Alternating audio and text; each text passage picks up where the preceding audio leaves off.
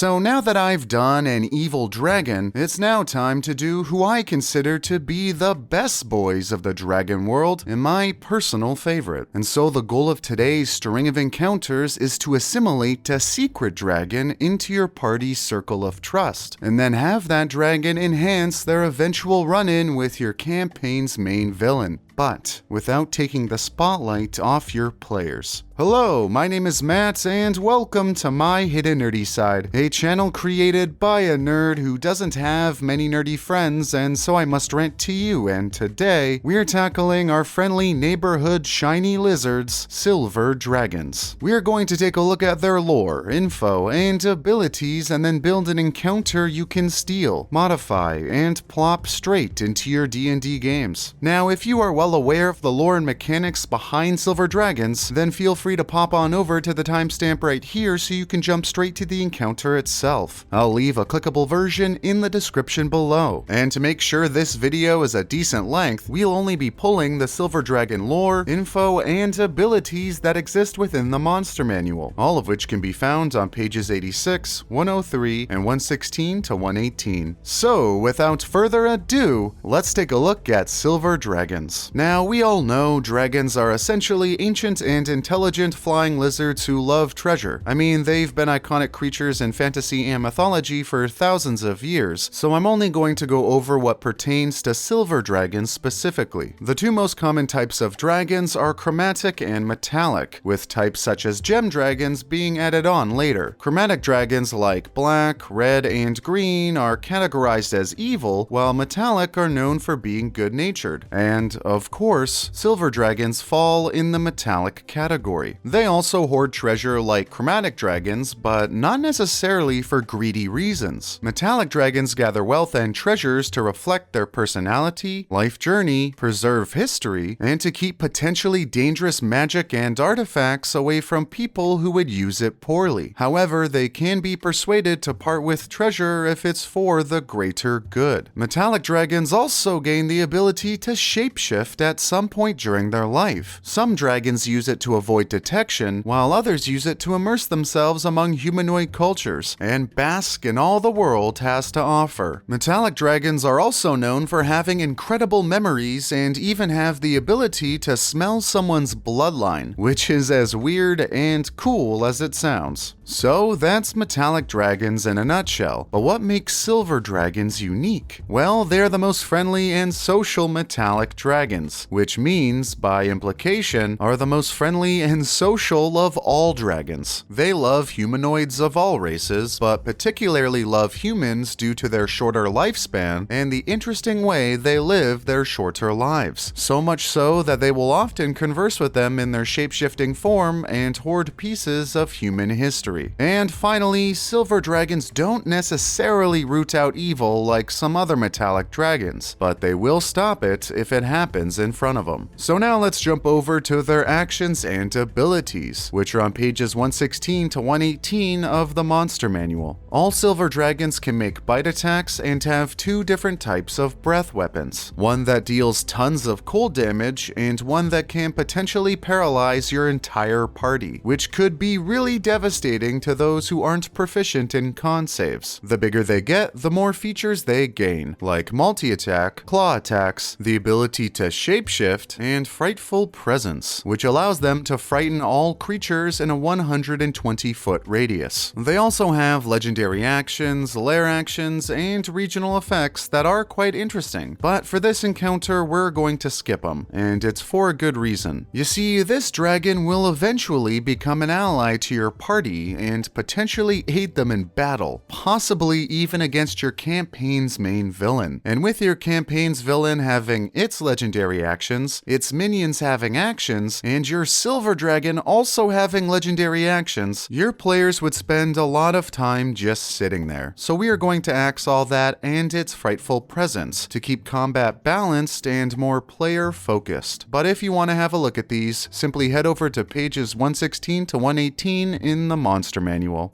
Okay, so now that we've gone over the basic Silver Dragon lore, info, and abilities, let's start crafting an encounter. This encounter/quest will be aimed at parties as low as level 5 or 6 to begin with, but the combat portion will probably be better left to either the final encounter with your campaign's big bad, or some other epic encounter, which would probably take place at levels 13 to 20. The party's motivation should always be tailored to the campaign, but for simplicity's sake, they will be motivated to interact with this dragon because they will have no reason not to, even for the most suspicious of players, and I'll get into how that will work in just a bit. So I recommended at least level 5 or 6 to introduce this dragon, because your party should have a bit of notoriety before this encounter. After your players perform some incredible feats and word starts to spread, have a single elf with silver hair waiting for your party to come back to town, who we'll call Etium, and Etium will be our secret silver dragon. He will be holding a sign that says something fun and motivational about your party, like a fan at a football game would have, and he will be so excited to see your players. When your players approach, he will gush about how he's a massive fan of your party, or your party's guild, or whichever situation is appropriate. Have him mention tales that would be publicly known, and quote things like he's a mega fan of a famous franchise. And after a bit, Etium will ask to join your party's ranks. Now, Etium will be very forward and say he is not a fan of fighting, and would not be so much a travel companion, but someone who goes around the world aiding your party in other ways. Etium could become your party's negotiator or messenger, he could try and hunt for rare ingredients your party wants, or whatever task your party could find useful. When I ran this character in one of my campaigns, he proved his loyalty by recovering a debt the party lost while gambling, and then he just ran the gift shop at their guild hall. It wasn't anything major, but now the party built trust and a great friendship with this character, which is key for later on in your campaign. Now, some of you might be looking at this and thinking, yeah, my players are way too paranoid. If someone random comes up and says they're a fan, they'll dismiss him instantly. And that is a possibility, of course, but let's look at it from the player's perspective. It might be dodgy at first, but other than the fact you're stroking their ego, at levels 5 or 6, your party doesn't have things like True Sight to see Etium's real form. There are items and spells that can ward off detect magic, the party can issue Etium tests to prove his loyalty, and if they use insight checks to see if he's lying, he won't be. That's the best part. Etium is being 100% genuine, so it's actually better if your players do really well on their insight checks. The only thing Etium will be hiding from your party is the fact he's actually a dragon. This is for 2 reasons. 1, because it will be an awesome reveal later on, and 2, because he isn't big on fighting and has had many dragon hunters come after him in the past, and so he commonly adopts a humanoid form both for social and security reasons. So this begs the question, why does Etium want to aid your players specifically? Well, Etium is nearing the end of his long dragon life, and will have a bucket list of things he wants to accomplish before he dies, and one of them will be to join an adventuring party. And after hearing tales about your party's quests and being fascinated by them, Etium will think your players would be the most fun and interesting choice. So now Etium will wander your world serving your party as your players see fit, and will build a relationship with them over the course of your campaign. And when the time is right, he will aid your party in their final encounter against your main villain. But before we get to that, we first need to leave some subtle hints that Etium is in fact a dragon, so the final reveal feels that much sweeter.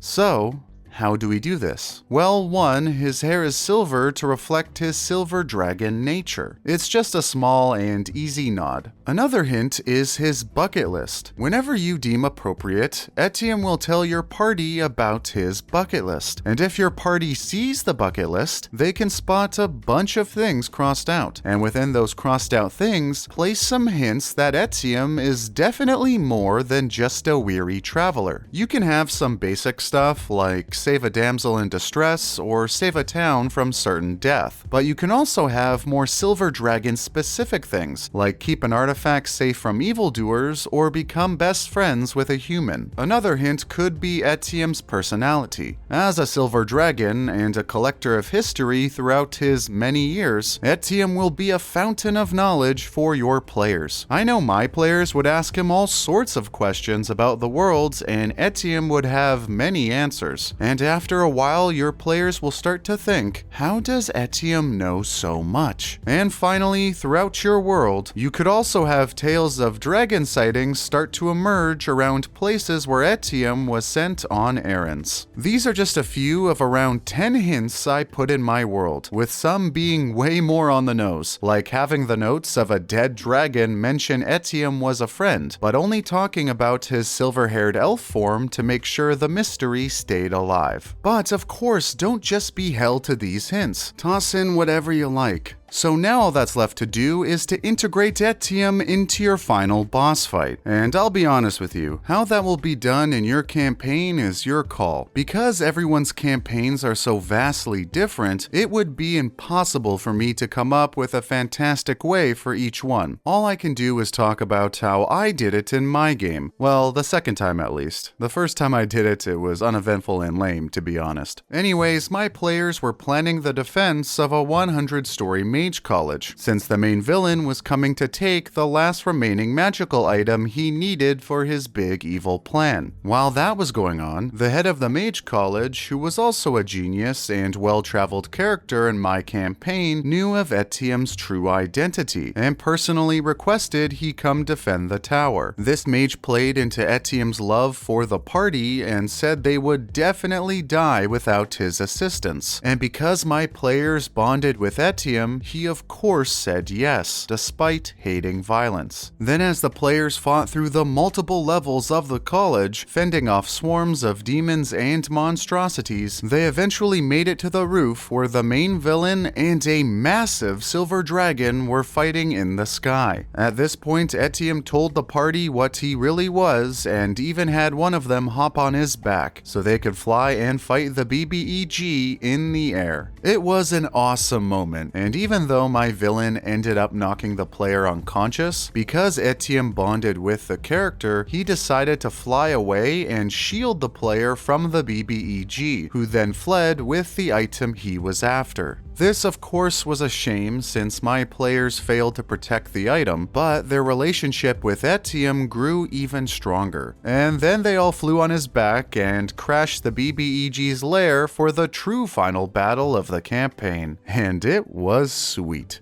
So some of you might be a little weary right now and thinking, wait, isn't giving my players an adult or ancient dragon going to make the final encounter way too easy? And the answer is, only if you don't scale it proportionally. Because yes, if you toss the same encounter at your players and their new dragon ally as you would without their dragon ally, yeah, an additional massive bag of HP with a powerful breath attack is a huge boon. But this is also an opportunity for you to crank up the difficulty and throw things at your players you normally never would, because now they can handle it. Listen, my players were level 15 and had this dragon ally and 3 other allies aiding in their final fight, and they still almost lost, so trust me, it's not impossible to make it fun and challenging. The only thing you need to worry about is making sure Etiem is a cool addition, but doesn't steal the spotlight, which we've partially handled with all the nerfs we gave him earlier. I then just had the BBEG and his minions target the dragon first, and then worry about the players afterward. This not only allows your party more freedom in combat and the chance to fight alongside a dragon, but it can also lead to a truly emotional and impactful death of a beloved character. Of course, how that unfolds in your campaign will be left to you and your players. So, a string of encounters where a superfan turns out to be a dragon and then helps elevate the cinematic qualities of your final boss fight? I think this is all quite spicy enough, but if we wanted to, how can we make it even spicier? Well, you could have Etium know your BBEG on a more personal level, which could help his eventual decision to aid your party in combat. If you wish to introduce this encounter earlier on in your game, you could always make Etium a young silver dragon who is experiencing humanoid culture for the first time and is loving every minute of it. And finally, if you want more bonding experiences with Etium, you could always add a few more things on his bucket list the party could help check off. But of course, this is just one of many ways you can use silver dragons in your Dungeons & Dragons campaign. There are tons of different ways to take this encounter and spice it up, so please let me know what you would do in the comment section below so I can nerd out over it and smack myself in the head for not thinking of it. Also, let me know if there are any creatures that you would like me to build an encounter for in my future videos. I'm going to try and put out at least one of these videos a week, so feel free to subscribe and share this video around if you liked it, and stay tuned for upcoming content. Thanks for watching and indulging my hidden nerdy side.